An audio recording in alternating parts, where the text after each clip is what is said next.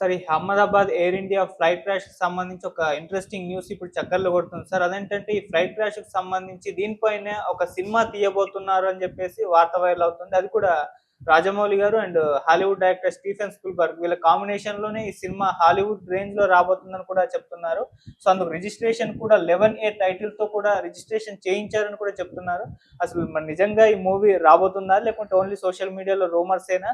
And గతంలో ఎప్పుడన్నా ఈ ఫ్లైట్ క్రాష్‌కి సంబంధించి హాలీవుడ్‌లో గానివ్వండి, లేకుంటే మన ఇండియాలో గానివ్వండి ఏవన్నా మూవీస్ వచ్చాయా సార్? చాలా మూవీస్ వచ్చాయి. దాని విషయం నేను తర్వాత చెప్తాను. అయితే ఇప్పుడు ఈ రూమర్ అయితే వ్యాప్తిలో ఉంది. ఇది అఫీషియల్‌గా అయితే లేదు. 11A అనే ఒక సినిమా టైటిల్ అయితే రిజిస్ట్రేషన్ అయిందని చెప్తున్నారు. ఇది ఇంటర్నేషనల్ ప్రొడక్షన్ అని చెప్తున్నారు. అంటే రాజమౌళి డైరెక్ట్ చేస్తాడా లేదో తెలీదు గానీ, రాజమౌళి, స్పీల్బర్గ్ కలిసి దీన్ని ప్రొడ్యూస్ చేయబోతున్నారు ఇంటర్నేషనల్‌గా. ఎందుకంటే గతంలో గూడా రాజమౌళిని, స్పీల్బర్గ్ కావచ్చు, తర్వాత జేమ్స్ కామెరూన్ ఇలాంటోళ్ళు కలవడం, రాజమౌళి సినిమాల్ని మెచ్చుకోవడం, కలిసి పనిచేద్దామని చెప్పడం ఇవన్నీ కూడా మనం చూసాము. ఇప్పుడు కూడా రాజమౌళి ఇంటర్నేషనల్ ప్రొడక్షన్‌లుగా 1000 కోట్ల బడ్జెట్‌తో 'మహేష్ బాబుతో' అడ్వెంచర్ ఫిల్మ్ తీస్తున్నాడు. సో, ఇక్కడ కూడా ఈ సినిమా డిస్ట్రిబ్యూషన్‌కి సంబంధించి కూడా స్పీల్బర్గ్, కామెరూన్ ఇన్వాల్వ్ అయ్యే అవకాశాలు ఉన్నాయని చెప్తున్నారు. సో, ఇదేందంటే రాజమౌళి టార్గెట్టు ఇప్పుడు ఇంటర్నేషనల్ మార్కెట్టు, రెండోది ఆస్కార్ అవార్డ్‌కి సరిపోయే మెటీరియల్ ఉన్న సబ్జెక్ట్‌ని ఎంచుకోవడం, ఇవన్నీ కూడా రాజమౌళి, ఎందుకంటే అతనికి డైరెక్టర్‌గా ఆస్కార్ అనేది అతని టార్గెట్. సో, కాబట్టి ఈ ఈ సబ్జెక్ట్ అయితే రియల్ సంఘటన, దీంట్లో ఎమోషన్స్ విపరీతంగా ఉన్నాయి. దీన్ని గాని మనం చేయగలిగితే మనకు ఆస్కార్ వచ్చే అవకాశం ఉందనేది రాజమౌళికి అనిపించినట్టుగా చెప్తున్నారు. సో, దీంట్లో స్పిల్బర్గ్ కూడా ఇన్వాల్వ్ అయితే టెక్నికల్‌గా చాలా హై స్థాయిలో ఉంటది. ఇప్పటివరకు రాని స్థాయిలో టెక్నికల్ ఆహ్, ఆహ్, ఫినిష్ అనేది చేస్తారు అనేది అంటున్నారు. సో, ఆహ్, చేసే అవకాశం ఉందా? అసలు మామూలుగా అయితే ఫ్లైట్ క్రాష్ అంటే సడెన్‌గా ఫ్లైట్ క్రాష్ అయిపోయిందిది. దీనికి ఎక్కువ టైం లేదు. గాల్లో ఎక్కువ సేపు ఉండి స్ట్రగుల్ అయ్యి, లేకపోతే ఇంకోటో ఆ డ్రామా లేదు.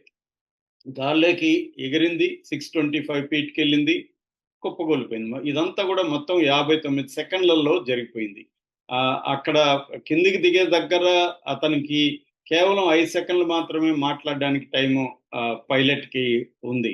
సో, అందువల్ల మేడే అని, తర్వాత థ్రస్ట్ లేదని, పవర్ లేదని, గోయింగ్ డౌన్ అని, ఈ 3 మాటలు మాత్రమే అతను చెప్పగలిగాడంటే ఎంత వేగంగా అది పడిపోయిందో మనకు తెలిసింది.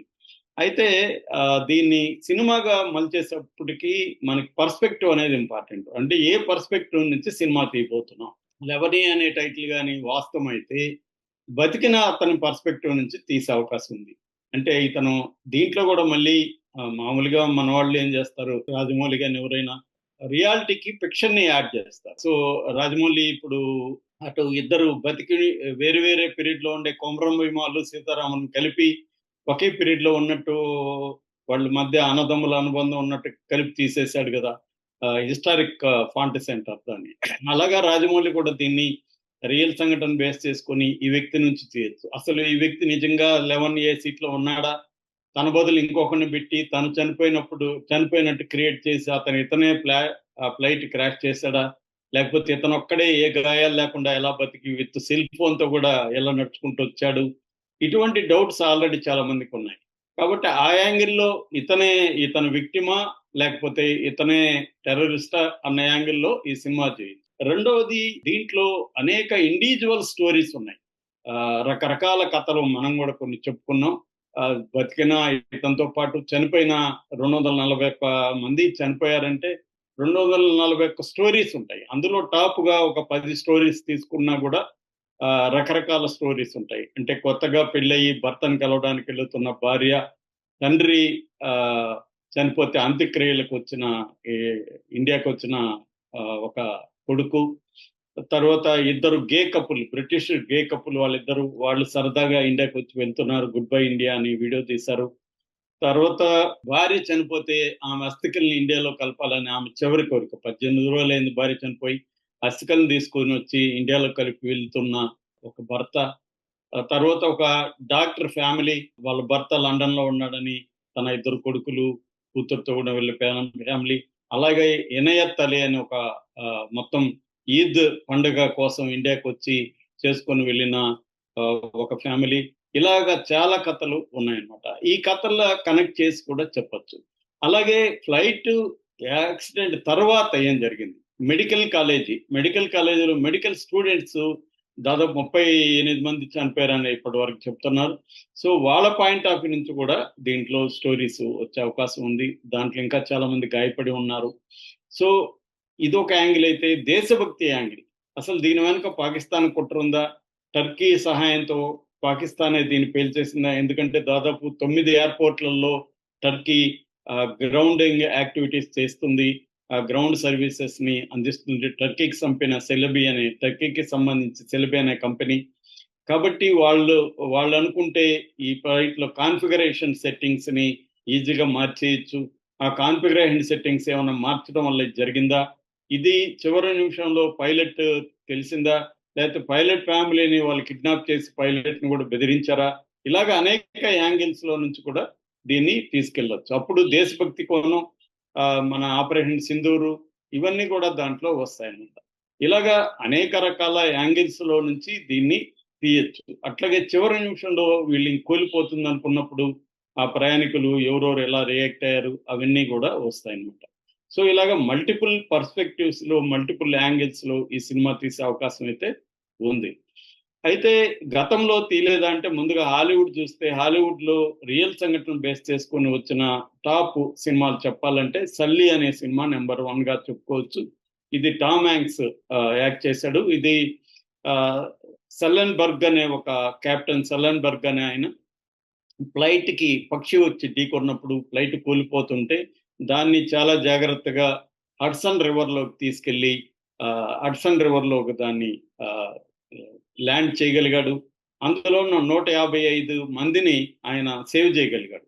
లేకపోతే ఆయన తెలివితేటలు, ఆయన సమస్ఫూర్తి కానీ లేకపోతే యుఎస్ ఎయిర్వే ఫ్లైట్, అది ఎయిర్బస్ 320, ఆ ఫ్లైట్ మొత్తం వేరే దగ్గర ల్యాండ్ మీద కానీ కూలిపోయిన ఉంటే మొత్తం 155 మంది చనిపోయేవాళ్ళు.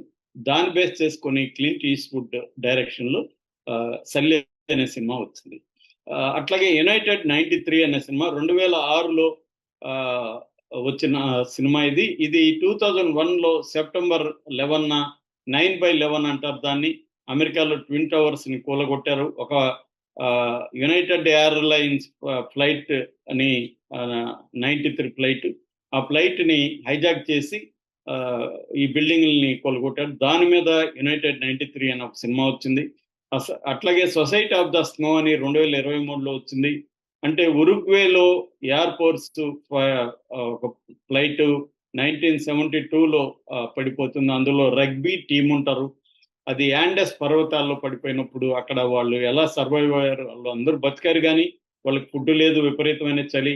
దాంతో వాళ్ళు చివరికి మ్యాన్-ఈటర్స్ గా మారిపోయారు. కెనాబలిస్టులు అంటారు, అలాగా కెనబలిస్టులుగా మారిపోయి నా పరిస్థితి కూడా దాంట్లో బ్రహ్మాండంగా తీశారు. ఇదే థీమ్ తీసుకొని తర్వాత ఇంకొక అలైవ్ అనే సినిమా కూడా 93లో తీశారు, యాండెస్ పర్వతంలో జరిగేది. అట్లాగే ఫ్లైట్ ఆఫ్ ద ఫీనిక్స్ అని 1950లో సహారాలో జరిగిన ఫ్లైట్ యాక్సిడెంట్ బేస్ చేసుకుని తీశారు. అట్లాగే ద క్యాప్టెన్, ఫియర్లెస్, ఫ్లైట్ అని Denzel Washington, one of my favourite cinemas, అది తీశారు. అతను మందు కొట్టి వెళ్ళకూడదు, కానీ అతను రాత్రంతా మందు తాగుంటాడు, డ్రగ్స్ వేసుకుని ఉంటాడు. అతను ఫ్లైట్కి వెళ్తాడు. అయితే ఆ ఫ్లైట్ లో ప్రాబ్లమ్స్ ఉంటాయి. దానివల్ల అతను ఇంత ఉన్నప్పటికీ కూడా అతను ఎలా వీరోచితంగా సేవ్ చేశాడు అనేది అదొకటి. అలాగే ద వన్ అనే ఒక సినిమా, డౌన్ ఫాల్ అనే సినిమా, ఇలాగా హాలీవుడ్ లో చాలా ఉన్నాయి. అయితే మన ఇండియాకి వచ్చేసరికి నీర్జా అనేది చాలా పాపులర్ సినిమా.